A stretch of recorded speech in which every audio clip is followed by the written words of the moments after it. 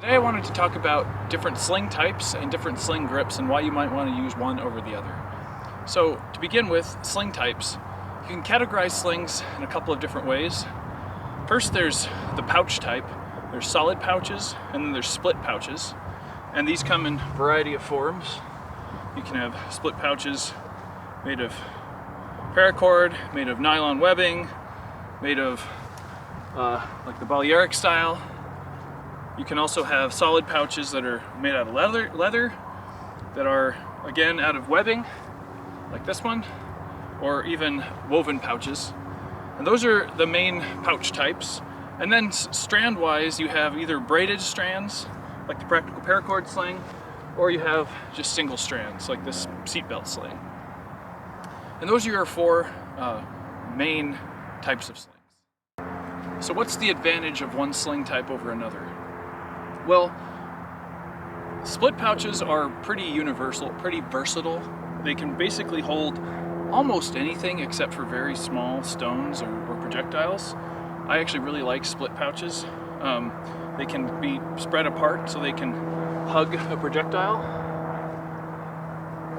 Like a tennis ball, I can spread this out so it hugs it better and holds it in the pouch better. I can also shrink it down to hold smaller projectiles. But that being said, it can't hold very, very small things, whereas a solid pouch can hold pretty much anything. The only thing a solid pouch can't do is it's kind of limited to the size of the pouch. You can't hold really big stones with a solid pouch very easily. So that's why you might want to go with a split pouch versus a solid pouch.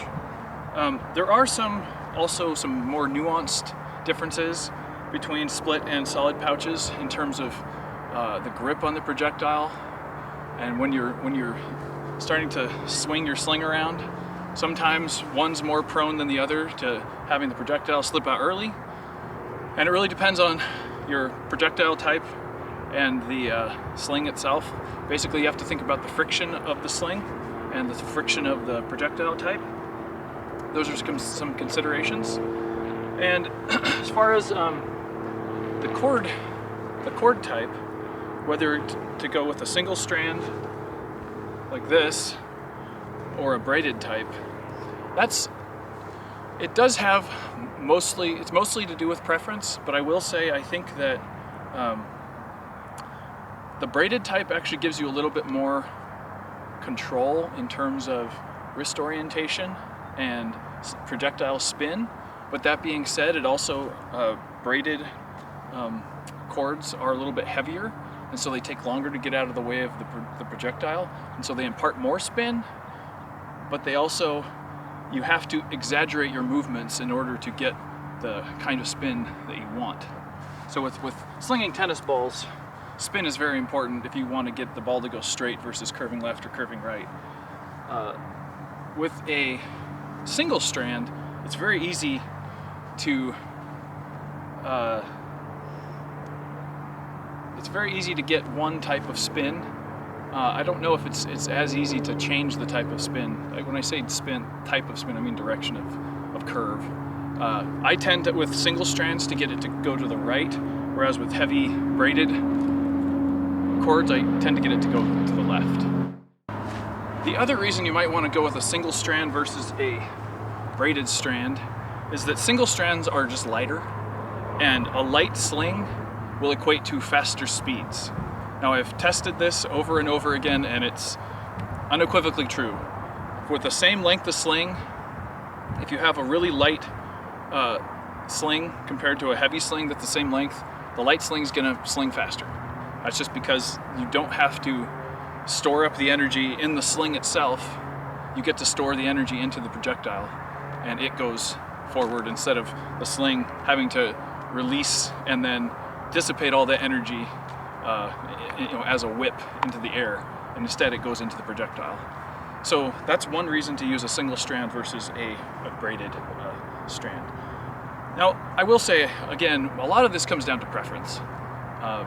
What you use the most is going to be what becomes the most comfortable. But I also will say it's very useful to switch things up.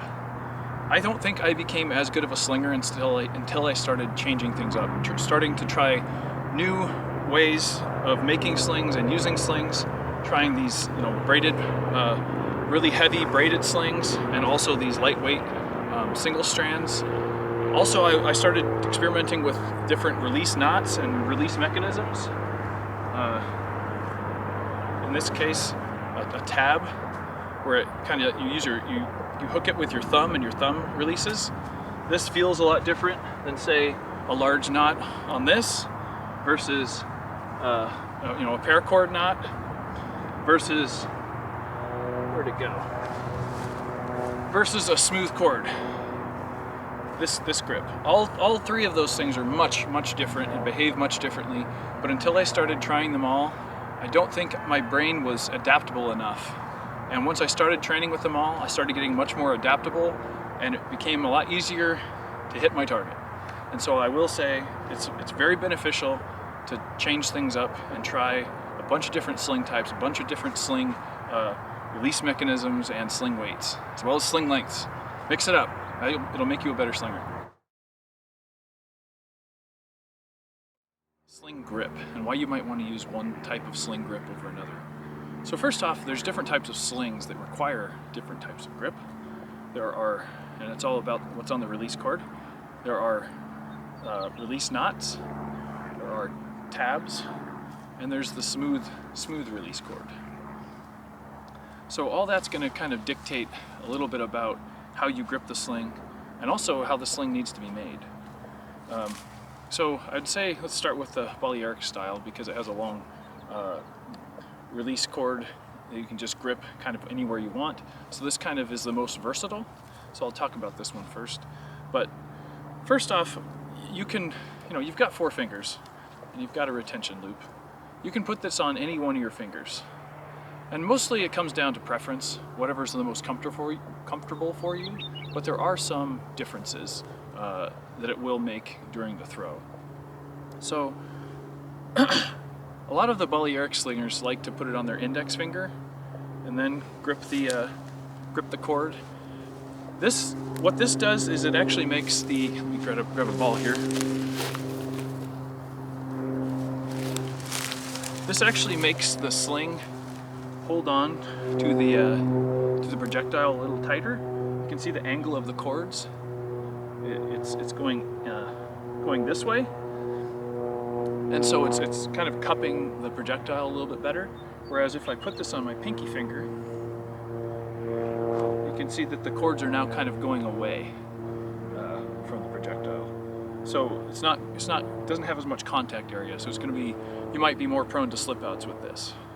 The other thing that it'll do is, if you put this on your index finger, I just hold my wrist in kind of a neutral position here, you can see how the sling is tilted.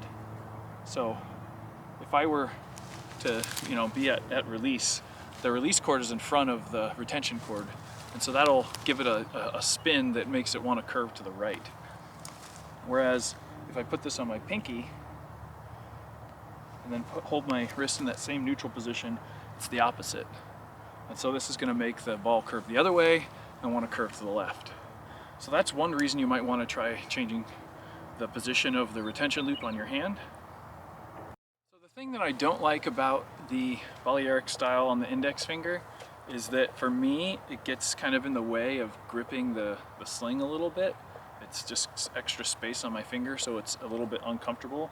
But that's just because I haven't practiced it very much. I'm sure with practice I could get used to it. And I will say, I think that's one of the most useful things you can do as a slinger, is try out everything. Try different sling types, sling grips, and don't just do it and say, I don't like it, doesn't feel comfortable. Try it until you can at least do it and you're getting as close to proficient as you are with the way you normally do it. And this will help your brain adapt, and it'll make you become a better slinger. You'll be, at least that was my experience. As soon as I started experimenting more and trying not just my usual type of sling and type of grip and sling type of throw, once I started changing it up, I became a better slinger because my brain had to adapt. So I will say, try all these different grips and see what's comfortable. And you might find some situations where you actually want to switch it up. So I'll say that. And then the one thing about these different release types. A cord grip, I actually really like for really heavy stones because I don't have to just pinch it. I can actually use these 3 fingers to kind of grip it as well. So it's really good for throwing really heavy stuff. The release knot is kind of your most basic and easiest to make. And one of the things about the release knot is that when you make the sling, if you put it on these fingers, you can see that the ends of the sling or the pouch here is even. So when I'm actually slinging, this is the ball would be in the middle. But if I change where I put the sling on my fingers, see, I'll put it on these 2 fingers. Now when I grip the sling, it's a little bit uneven. You can see that this end is a little bit shorter. And so that, can potentially make it so large projectiles have more of a tendency to fall out. So it's a consideration to make when you make the sling. Where you want to put the loop on your fingers is going to kind of dictate how long you make the retention loop, or sorry, the release cord. And that's one advantage to a release knot, is that you can move the release knot. It's also one of the advantages to a smooth release cord, is you can just grip it wherever you want. Something like this where you have a tab, I had to sew this into the release cord, and so I designed this to be on my middle finger, and I'm probably not going to change it too much because that lines it up the best for me. So that's about all I have to say about sling grip.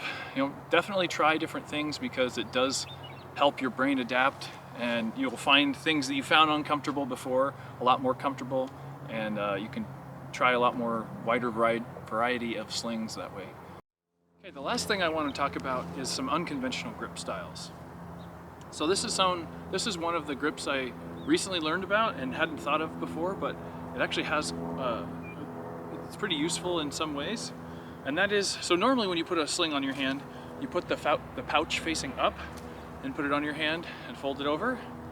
Well, in this case, you're going to flip it over, put the pouch facing down, index finger, and then instead of pinching it between your index and thumb, you pinch it between your middle finger and your thumb. Now what does that do?